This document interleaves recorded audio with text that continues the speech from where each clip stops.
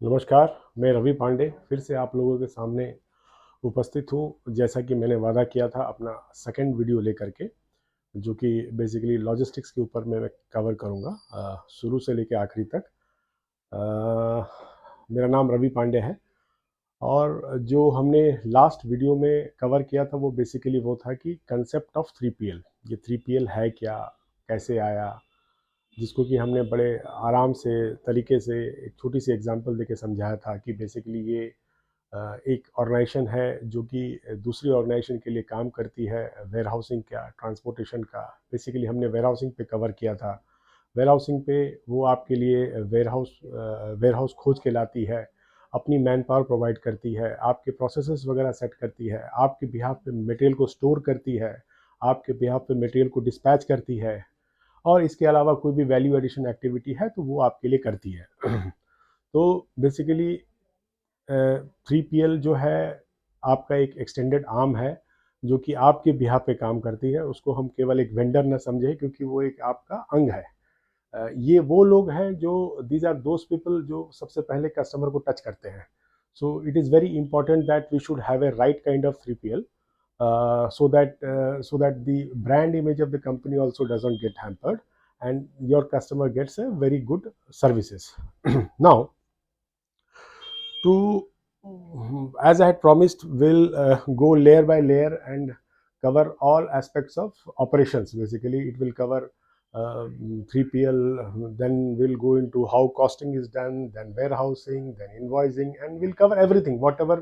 Whatever knowledge is being gathered by me, I'll try to put everything on the video, so that if any one person benefits from this, it will be basically a satisfaction for me.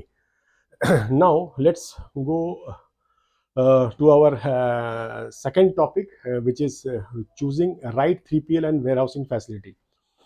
So now we all know that since we are, suppose we take an example of my company, which is say example manufacturing of water pumps or water motors, whatever you may call it. Up now this company needs a warehouse. So now take for an example, you are a logistics manager and you have been told that boss, Delhi में हमको एक ware house चाहिए, और थोड़ा बड़ा ware house चाहिए क्योंकि हम बड़े हो गए हैं और हमारे डीलर नेटवर्क बढ़ गए हैं। तो आप जरा जा करके एक 3PL पार्टनर ढूंढिए और वेयर हाउस ढूंढ के फाइनल कीजिए। तो एज ए लॉजिस्टिक्स मैनेजर हमको क्या करना है, क्या देखना है और कैसे इसको आगे लेके जाना है, तो ये इसको हम समझने का कोशिश करते हैं थोड़ा वेरी सिंपल वे में। फंडामेंटल्स में ज़्यादा ज़्यादा से ज़्यादा कवर करने का कोशिश करेंगे। फंडामेंटल्स इसलिए क्योंकि एक बार आपकी अगर फंडामेंटल्स क्लियर हो जाएगी तो जब आप काम करने लगोगे तो चीज़ें आपको अपने आप समझ में आने लगेगी। तो सबसे पहले हम देखते हैं कि पॉइंट नंबर 1 की सिलेक्शन ऑफ राइट 3PL। अब ये राइट 3PL क्या होता है? जैसे मैंने आपको बताया कि मार्केट में बहुत सारे लोग हैं जो वेयर हाउसेस अपने लेकर के बैठे हैं और वो अपने आप को क्लेम करते हैं कि वो 3PL है। अब इन सब में से हमको चूज करना है कि भाई ये राइट 3PL कौन है जो मेरे बिजनेस को आगे लेके जाएगा। तो मोटा मोटा मोटी हम ये समझ सकते हैं कि सबसे पहला तो हमको ये देखना है कि क्या whether that 3PL which has an experience of doing the similar kind of business what we are into, और सेम बिजनेस और रिलेटेड बिजनेस चलेगा। मोटर नहीं तो कुछ और, एसी चाहे कंप्यूटर, जो बॉक्स इन बॉक्स आउट का जो हमारा काम है। जैसे कि हमारे केस में मान लो अगर मैं मोटर बना करके बक्से में डाल करके उसको देता हूँ, तो मेरा उसका काम क्या है? उस बॉक्स को रिसीव करना, बॉक्स को भेजना और बॉक्स को स्टोर करना, ये काम है। तो इसके रिलेटेड कोई काम उस 3PL के पास में एक्सपीरियंस है क्या? अगर है तो वो आपके लिए एक एडेड एडवांटेज होगा। तो नंबर 1, अगर आप कोई भी 3PL चूज करते हैं, 1 2 3, तो उसमें से पहले ये देखें कि भाई ये इस कंपनी का जो है इस ये बिजनेस या रिलेटेड बिजनेस में एक्सपीरियंस है कि नहीं है। नाउ सेकंड जाते हैं कि एक्सपीरियंस एंड स्ट्रक्चर्ड 3PL। अब ये एक्सपीरियंस और स्ट्रक्चर्ड 3PL का मतलब क्या है? एक्सपीरियंस इन द सेंस कि क्या उस कंपनी को 3PL में आए हुए मार्केट में कुछ टाइम हुआ है, क्या उसका स्ट्रक्चर बना हुआ है? स्ट्रक्चर इन द सेंस कि ऐसे एग्जांपल में समझाते कि मान लीजिए मेरे पास कुछ पैसे हैं, मेरे पास 1 करोड़ रुपये है, मैंने वेयर हाउस ले लिया और मेरा काम कुछ और है जो जो मुझे लेना देना है नहीं वेयर हाउस से, कुछ मुझे समझ नहीं है। तो मेरे पास पैसा था, मैंने वेयर हाउस बना दिया। अब मैं कहूँ कि मैं स्ट्रक्चर 3PL हूँ क्या? क्योंकि मैंने तो जगह दे दिया। स्ट्रक्चर थीपल का अर्थ ये होता है कि अगर जो कंपनी आपको काम दिया है, अगर मान लो मैं 3PL का बंदा हूँ, अगर मुझे जो काम मिला है, अगर मुझे उसका एक्सपीरियंस नहीं है, मेरा स्ट्रक्चर नहीं है, तो जो जिस बंदे ने मुझे सर्विस दिया वो आगे चल के परेशान होगा। फॉर एग्जांपल, कोई चैलेंजेस आ गए, वेयर हाउसेस में बहुत तरीके के चैलेंजेस होते हैं। मटेरियल मान लो रिकनसाइल करना है, कुछ एक शॉर्ट शिपमेंट हो गया, कुछ रॉन्ग शिपमेंट हो गया, तो उस चीज़ों की समझ उस कंपनी को है कि नहीं है। समझ कैसे होती है? जब उसके पास एक हायरार्की ऑफ लोग होते हैं, एक स्ट्रक्चर होता है कि भाई उसका फैसिलिटी का एक मैनेजर है जो कि जिसका 3PL का एक्सपीरियंस है, उसके ऊपर में उसका रीजनल मैनेजर है, नेशनल मैनेजर है, उनकी अपनी सेट ऑफ प्रोसेसेस हैं, अपना है। तो ये स्ट्रक्चर उसके पास है कि नहीं? क्योंकि कल को मैं जिसको अपना माल दे रहा हूँ, मुझे कोई प्रॉब्लम आएगा तो मैं एज्यूम कर रहा हूँ कि वो एक्सपर्ट है, तो क्या उसके पास वो एक्सपर्टाइज है मेरे को मदद करने के लिए? अगर नहीं है तो आगे चल के मेरे को प्रॉब्लम हो सकता है। तो इस बात का हमको खास ख्याल रखना चाहिए। We should see that the company with whom we are trying to engage has a structured system or in the place. For example, hierarchy matrix, right kind of people, right infrastructure, all those things. Now, third is अगर कोई एक structure 3PL है, experience 3PL है, तो ये देख ले क्या उनका कोई अपना एक WMS सिस्टम है क्या? WMS in the sense warehouse management system. कोई ऐसा सॉफ्टवेयर, कोई ऐसा ERP जो कि वो खुद भी अपने लिए मेंटेन करते हैं, जो कि मान लो फॉर एग्जांपल मैंने अपना सामान दिया तो बड़ा हाई चांस है कि अगर मेरे पास एक अच्छा ERP है तो मैं उसको एक्सटेंड करूँगा। ERP मीन्स जो आपके पास जो आपके पास सिस्टम है जिसके थ्रू आप मटेरियल को अकाउंट करते हो, वो आप एक्सटेंड कर पा रहे हो। अगर आप बड़ी कंपनी हो तो एक्सटेंड करोगे। अगर आप छोटी कंपनी तो हो सकता है कि आपका इंफ्रास्ट्रक्चर ऐसा ना हो, या फिर आपकी कंपनी की पॉलिसी हो कि भाई मैं अपना सिस्टम उसको दूं नहीं। अगर आप उसको अपना सिस्टम दोगे नहीं तो वो उसको कहाँ रिकॉर्ड कर रहा है? कोई उसके पास सिस्टम है क्या? कोई इसका वेयर हाउस मैनेजमेंट सिस्टम बोल करके कोई सॉफ्टवेयर है क्या? कुछ भी हो, वो उसको रिकॉर्ड करता है कि नहीं? अगर वो है तो आपके लिए वो एडेड एडवांटेज है, क्योंकि जो आप ट्रांजैक्शंस कर रहे हो वो ट्रांजैक्शन को वो अपने बुक्स में भी रिकॉर्ड कर रहा है। तो कल को कोई अगर डिस्प्यूट हो, कुछ डिसएग्रीमेंट हो, तो वो दोनों मिलकर रिकनसाइल कर सकते हैं।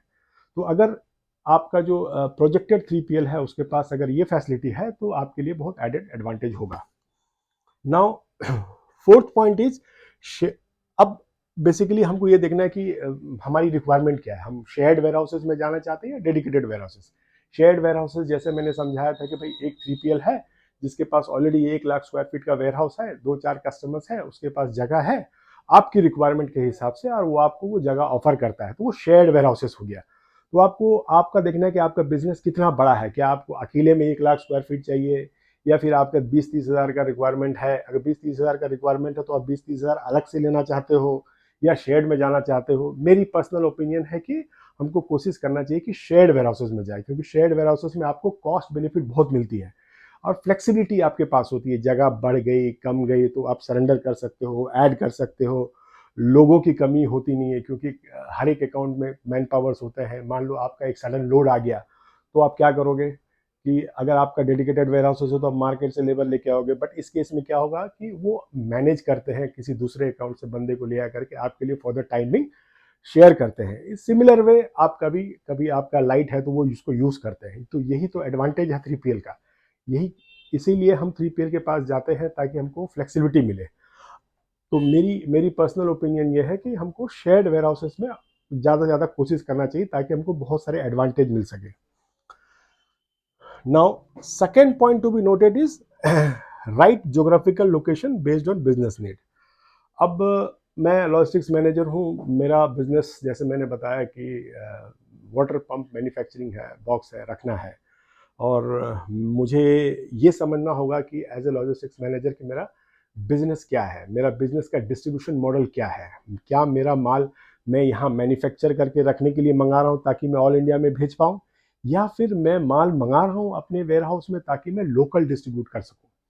अगर मान लो सिनेरियो, दूसरे सिनेरियो को हम एज्यूम करते हैं कि मान लो हमारे पास हर महीने मेरी मैन्युफैक्चरिंग प्लांट से मान लो 1000 मोटर आती है जो कि वेयर हाउस में रहनी है, और उस मोटर का डिस्ट्रीब्यूशन ऐसा है कि वो ऑलमोस्ट 80-90% जो है लोकल मान लो दिल्ली मार्केट में मूव होती है, बिल होती है डीलर के पास।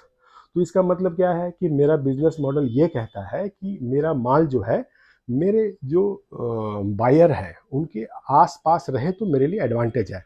तो मैं अब क्या करूँगा, मैं कोशिश क्या करना चाहिए मेरे को, मुझे कोशिश ये करना चाहिए कि मेरा जो वेयर हाउस है वो थोड़ा सिटी के पास हो। पूरा सिटी के अंदर क्यों ना हो, क्योंकि सिटी के अंदर बहुत सारी रेस्ट्रिक्शंस वगैरह होती हैं, तो इसीलिए हम सिटी के बाहर लेते हैं। दूसरा जो है, सिटी के बाहर लेने से क्या होता है कि आपको थोड़ा कॉस्ट एडवांटेज भी मिलता है। अब जितना सिटी से दूर आगे जाएंगे उतना आपको कम कम पैसे में वेयर हाउसेस मिलने लगेंगे, और जितनी पास आएंगे उतने आपको थोड़ी ज़्यादा पैसे मिलने लगेंगे। बट हमको ये समझना है कि हमारा कंपनी का प्रायोरिटी क्या है। हमारा कंपनी का प्रायोरिटी पैसे बचाने हैं, भाई सस्ता वेयर हाउस ले लो काम करना है, या हमारी कंपनी का सोच वैसा है कि नहीं भाई, मेरा टॉप मैनेजमेंट का सोच को आपको भापना पड़ेगा कि what is my top management thinking, whether my top management is very focus on customer satisfaction, very focus कि भाई कस्टमर ने जैसे ऑर्डर दिया वैसे उसको माल मिलना चाहिए, या फिर उसका ये सोच है कि नहीं यार मेरे को कम खर्चा करना है।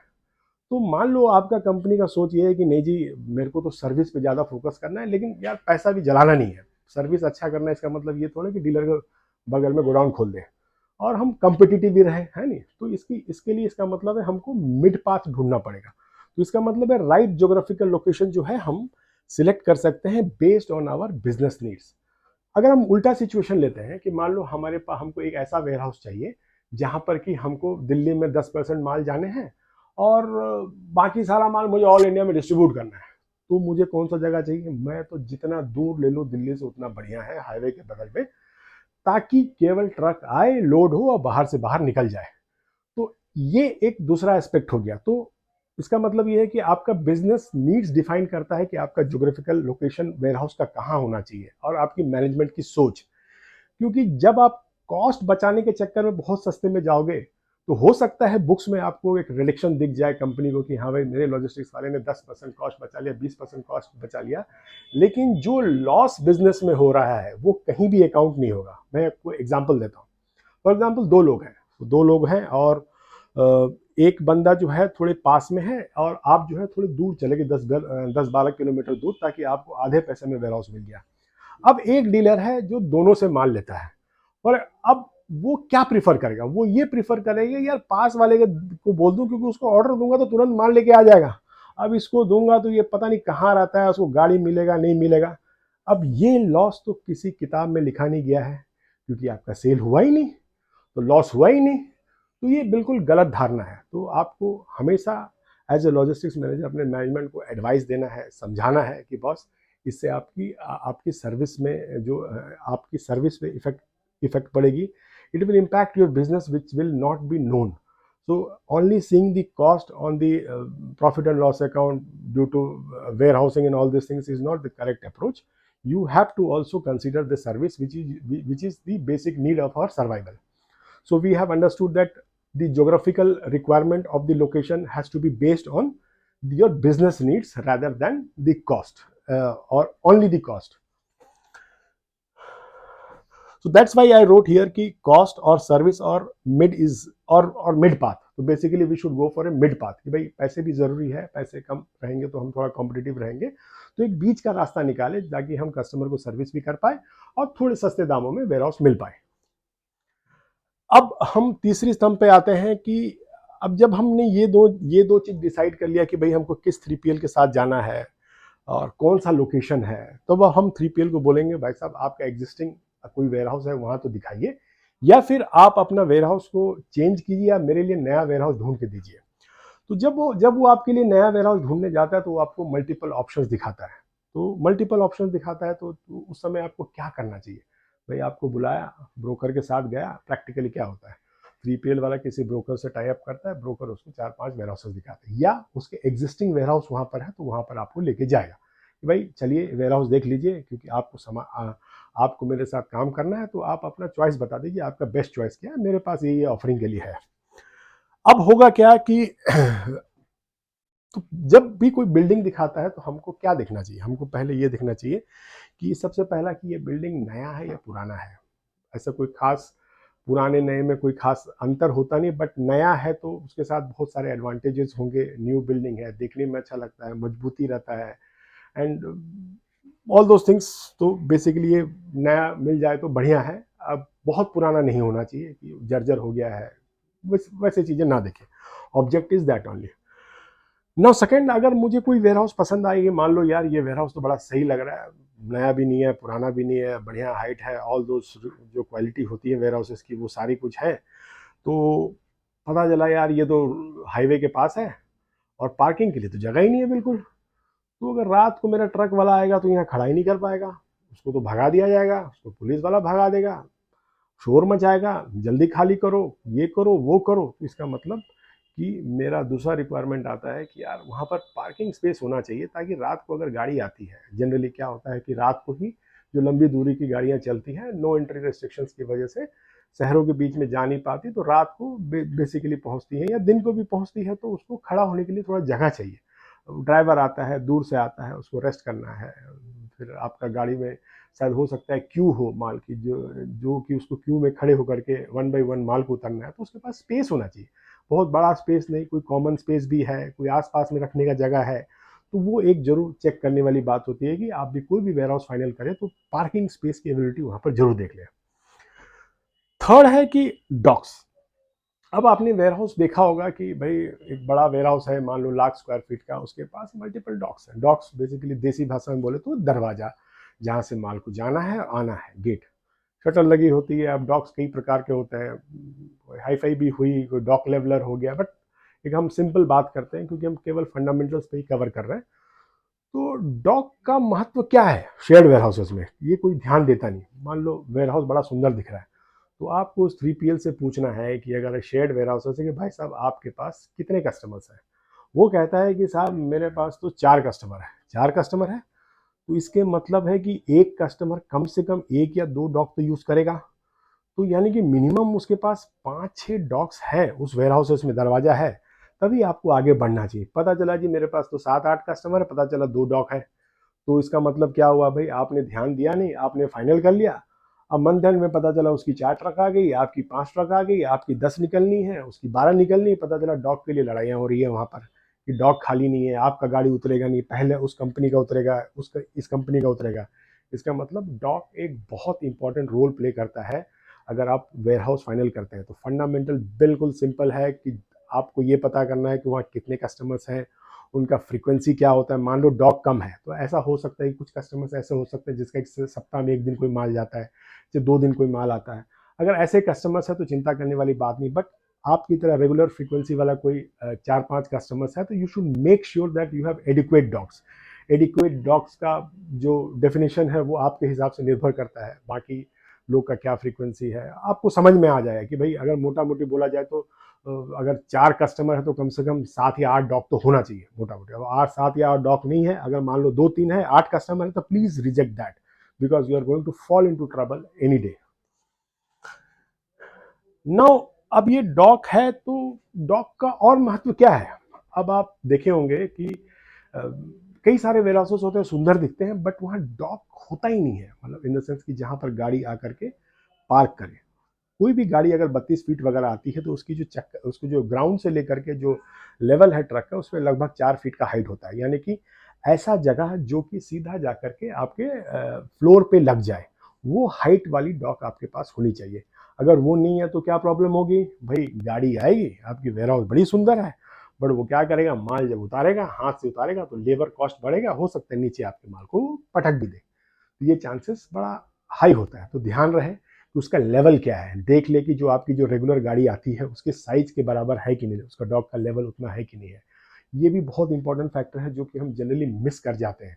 जो जिनका एक्सपीरियंस नहीं है, जिनको समझ नहीं है, वो केवल सुंदरता को देख करके, चाहे बाकी फैसिलिटीज को देख के इस पर ध्यान नहीं दे पाते। बाद में एहसास होता है यार ये तो प्रॉब्लम होगा, फिर वो मैनुअल डॉग बनाना पड़ता है, फिर बहुत सारे प्रॉब्लम्स उसके साथ आ जाते हैं। तो ये डॉग एक बहुत इंपॉर्टेंट फैक्टर है। ध्यान रहे मैं केवल मोटे मोटे चीज़ को कवर कर रहा हूँ, अगर देखने जाए तो बहुत सारी चीज़ें हैं जिनको हमको देखनी पड़ती है। जब एक बार आप घुसोगे, आपकी बिजनेस नीड को समझोगे, तो उसके हिसाब से और भी चीज़ें निकलती जाएंगी। बट फंडामेंटल थिंग जो है मैं उसको कवर करने का कोशिश कर रहा हूँ। जो ये चीज़ें हैं जो मैं अपने समझ के हिसाब से, अपने एक्सपीरियंस के हिसाब से आपके सामने प्रेजेंट कर रहा हूँ। कोई भी ऐसा कोई कोई आपको बुक्स में ये सारी चीज़ें नहीं मिलेगी, कोई ऐसा फॉर्मल सिस्टम है, कोई मुझे बुक्स दिखा भी नहीं, कोई ना वैसा कुछ मुझे नज़र आया, ना कोई ऐसा ट्यूटोरियल नज़र आया जो इस चीज़ों को समझा सके. So this all are based on my personal experience and nothing taken from any academics, and this is my personal opinion also. Now, height of the dock we have covered. Then again, the important part is whether the warehouse is rightly ventilated or not. उसके पास exhaust है कि नहीं, ventilation है कि नहीं, सूर्य की रोशनी अंदर में आती है कि नहीं है, ताकि दिन के समय कम से कम बिजली की खपत हो. टॉयलेट्स है कि नहीं, बड़ा इंपॉर्टेंट चीज़ है टॉयलेट्स, क्योंकि लोग नज़रअंदाज करते हैं. हाइजीन बड़ा इंपॉर्टेंट चीज़ है आज के दिन में. आपके आपके पास गेस्ट आते हैं, आपके वहाँ पर लोग काम करते हैं, वहाँ हाइजीनिक टॉयलेट्स की व्यवस्था है कि नहीं. ड्राइवर्स आते हैं, कई ड्राइवर्स को शाम को रुकना पड़ता है, तो उनके लिए फैसिलिटीज़ है कि नहीं. if you are having a 1 lakh square feet or 2 lakh square feet of go down, it is must you should have. कोई आपका गेस्ट भी आ सकता है, तो क्या आप ऐसा ऐसा जगह उनको लेके जाना चाहोगे जहाँ पर गंदगी हो, ये सब चीज़ें हो. तो ध्यान रहे, वेंटिलेशन, टॉयलेट्स, ये सब बिल्डिंग के कुछ कुछ पार्ट्स है. मैं मोटी मोटी चीज़ों को कवर कर रहा हूँ ताकि आप इन चीज़ों को ध्यान दे सकें. ये सब वो चीज़ें हैं जो आपको जहन में एनी टाइम होना चाहिए. बाकी तो समय के साथ या आप जगह पे जाओगे तो अपने आप आपको समझ में आ जाएगा, अगर आप कूलली चीज़ों को देखो तो. अब चौथी बात पे आते हैं. चौथा जो मैंने कैरेक्टराइज किया है वो है एनवायरमेंट अराउंड. अब इसका मतलब क्या है? इसका मतलब ये है कि जिस जगह पे आप वेयरहाउस ले रहे हो, क्या वो एनवायरमेंट उस जगह का सही है मेरे बिजनेस को सपोर्ट करने के लिए, चाहे वेयरहाउस को सपोर्ट करने के लिए. अब वो क्या क्या हो सकती है जो मेरे जहन में ख्याल आया वो मैं आपको बता रहा हूँ. सबसे पहला है ट्रांसपोर्ट हब नियर बाय. अब आपने बड़ा सुंदर वेयरहाउस ले लिया, भाई बड़ा सुंदर है, अच्छा है, लेकिन पता चला ये ट्रांसपोर्टर का हब तो यहाँ से 30 किलोमीटर आगे है. तो मान लो आपको कुछ इमरजेंसी में गाड़ी मंगानी है, तो फ़ोन करोगे तो 60 किलोमीटर उसको अप डाउन ही लग जाएगा. तो वैसा जगह का करना क्या है, उस वैसे सुंदर वेयरहाउस का करना क्या है.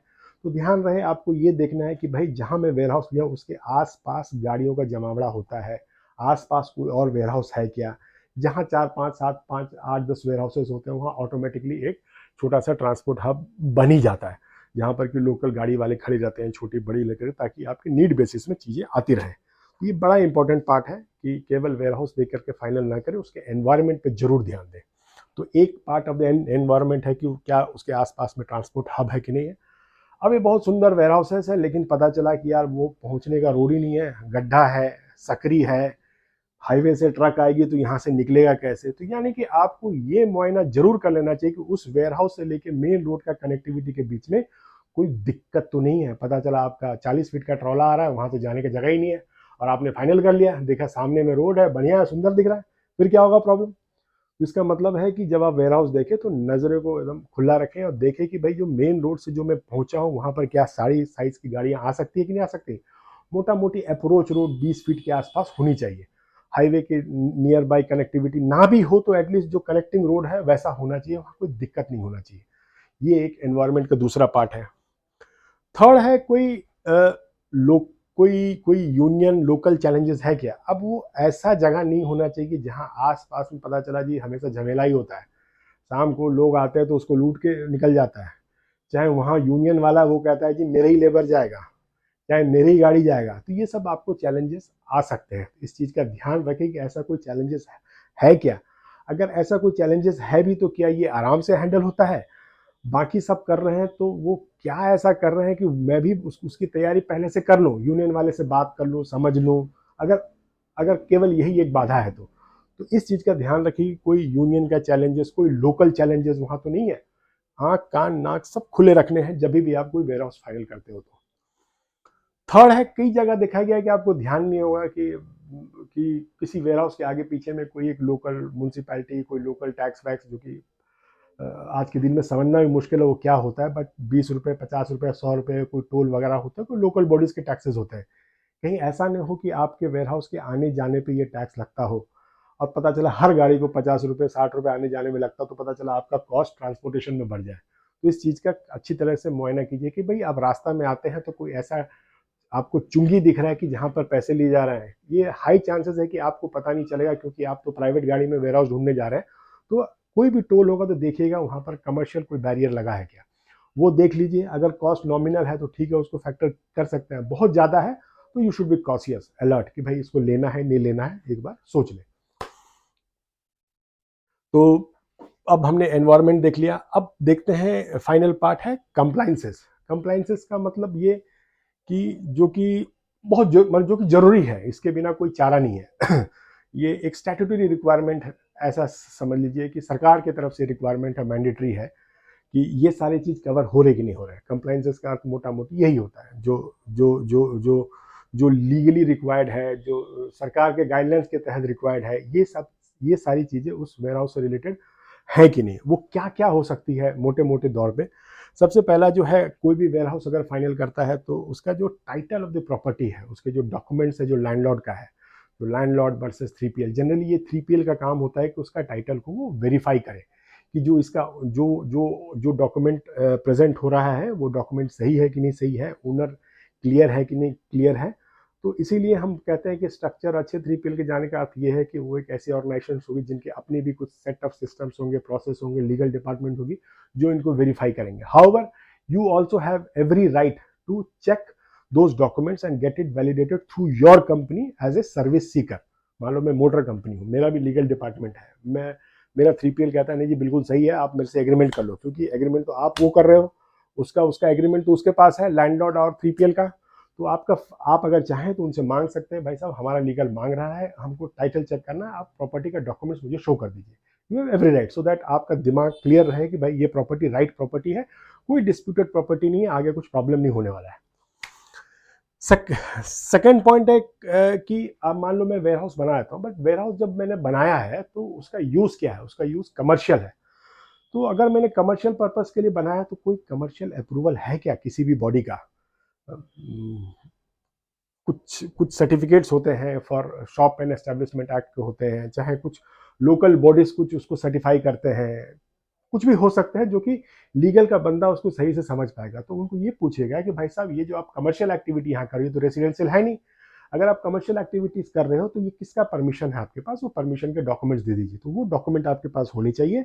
वो डॉक्यूमेंट जो है आप अपने लीगल डिपार्टमेंट के थ्रू उसको वेट कर सकते हैं कि भाई आज मैं अपना सामान लेके चला गया, पता चला कमर्शियल डिपार्टमेंट वाले, कोई सेल टैक्स वाले आके उसको उंगली कर दे कि भाई साहब ये तो कमर्शियली वैलिड ही नहीं है, ये तो इसको तो परमिशन ही नहीं मिला वेयर हाउस चलाने के लिए। तो इन इन सब चीज़ों को ध्यान रखने के लिए आपको ये देखना होगा कि जो सर्टिफिकेट्स उनके पास है फॉर कमर्शियल एक्टिविटीज वो आप अपने हाथ में ले लें। थर्ड है इलेक्ट्रिसिटी बिल। इलेक्ट्रिसिटी बिल का नेसेसिटी किस क्यों आता है, क्योंकि ये एक ऐसा डॉक्यूमेंट है जो कि उस एड्रेस को सर्टिफाई करती है। ये एड्रेस जब भी आप, जो मैंने पहले वीडियो में बताया था आपको कि अगर आप किसी वेयर हाउस को फाइनल करते हो और वहाँ पर अपने अपने बिजनेस को as an additional place of business register करते हो, तो जो जीएसटी डिपार्टमेंट है वो एड्रेस प्रूफ के तहत में जनरली इलेक्ट्रिसिटी बिल मांगती है कि भाई इलेक्ट्रिसिटी बिल दे दीजिए, क्योंकि वो एक सरकारी संस्था जो है उस पर बिल भेजती है जिसपे कि एड्रेस लिखा होता है बिजली के बिल के ऊपर, तो उसको वो मान लेती है एज एन एड्रेस प्रूफ। तो इलेक्ट्रिसिटी बिल होना जरूरी है, एक इलेक्ट्रिसिटी बिल का कॉपी जरूर ले लीजिएगा। And most important is fire NOC. अगर किसी ने वेयर हाउस बनाया है तो क्या उसने वहाँ के लोकल बॉडी से, फायर डिपार्टमेंट से फायर एनओसी लेके रखा है कि नहीं, ये बहुत ज़रूरी है आज के दिन में। कोशिश करें कि इसको बाईपास ना करें, क्योंकि आज आप बाईपास करके वेयर हाउस ले सकते हैं, बट खुदा ना खास्ता कल को कोई एक्सीडेंट हो जाए, कुछ प्रॉब्लम हो जाए तो इंश्योरेंस में ये आपको प्रॉब्लम दे सकता है। आज के दिन में हर एक इंश्योरेंस कंपनी ये ढूंढती है कि वेदर वो जगह जो है वो सेफ है कि नहीं है। प्राइवेट कंपनी थोड़ा हो सकता है लचर हो, लेकिन आजकल वो भी लचर नहीं है, वो भी कहते हैं कि भाई साहब आपके पास फायर सर्टिफिकेट है कि नहीं, एनओसी है कि नहीं। तो फायर एनओसी होना भी जरूरी है। तो ये फायर एनओसी के बिना कृपया करके अपना माल को मूव ना करें, क्योंकि ये हो सकता है आगे चल के आपको परेशानी दे सकती है। तो ये सेकंड चैप्टर जो था, मैं बेसिकली ये कवर करने का कोशिश कर रहा था कि अगर आप जीवन में एक नेक्स्ट लेवल पे जाते हैं, चाहे आपको कोई ऐसी जिम्मेदारी मिलती है कि आप कंपनी के लिए नया वेयर हाउस ढूंढ के लाएं, तो आपके फंडामेंटल्स क्लियर होने चाहिए। ब्रॉड ब्रॉड पांच हेडिंग्स में मैं इसको समझाने का कोशिश किया हूँ ताकि आप इसको समझ पाएँ और अपने कंपनी के लिए राइट डिसीजन ले पाए। तो ये मेरा सेकंड टॉपिक था, जो कि choosing of right 3PL and warehousing facility, जिसको कि मैं आज कवर किया। अब मैं थर्ड टॉपिक लेके आऊँगा कि ये जो कॉस्टिंग है, जो वेयर हाउस का कॉस्टिंग है, ये कैसे फाइनल करते हैं। लोग कहते हैं कि भाई ये 60 रुपये स्क्वायर फीट में हमको मिल गया, 50 रुपये स्क्वायर फीट में मिल गया, ये है क्या स्क्वायर फीट और ये निकलता कैसे है, इसकी कॉस्टिंग कैसे की जाती है, इसके फंडामेंटल्स क्या है, not into depth but fundamentals क्या है, ताकि कल को आप आगे जाओ अगर इसके ऊपर चर्चा हो तो आपको पता होना चाहिए। तो ये इसी के साथ मैं अपना सेकंड वीडियो ख़त्म करता हूँ। मैं आप लोगों से रिक्वेस्ट करूँगा कि प्लीज़ कमेंट ज़रूर करें, अच्छा लगे तो लाइक ज़रूर करें, सब्सक्राइब ज़रूर करें, ये मुझे मोटिवेट करेगा आगे वीडियो बनाने के लिए। मेरा मेरा ये इच्छा है कि आज तक की मेरी जो 15-16 साल की जो भी जर्नी रही है, जो भी मैंने सीखा है, अगर वो किसी और के काम आ सके किसी भी तरह, तो मेरे लिए ये बहुत ही बड़ा सेटिस्फैक्शन का बात होगा। तो just wait for my third video on warehouse costing, and I'm Ravi Pandey signing off. In case you like it, in case you like this video, please press the like button, subscribe it. Thank you, and wait for the second video. Namaskar, Ravi Pandey.